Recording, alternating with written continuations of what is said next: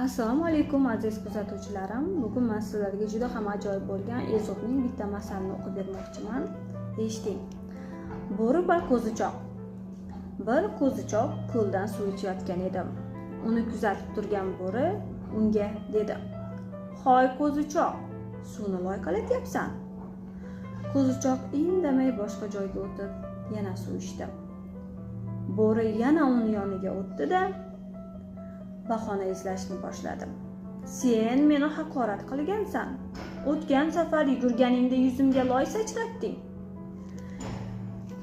Qo'zichoq bechora o'zini oqlay boshladi. "Yo'q, men unday qilmadim. Adashgansan. Sen boshqa qo'zichoq bilan meni adashtiryapsan" dedi. Bo'ri unga ishonmay, yana o'z bilganini qilib, unga tuhmatlar qila boshladi. Qo'zichoq yana indamadi. Yana boshqa joyga o'tayotgan edi. Bo'ri uni yeb qo'ydi.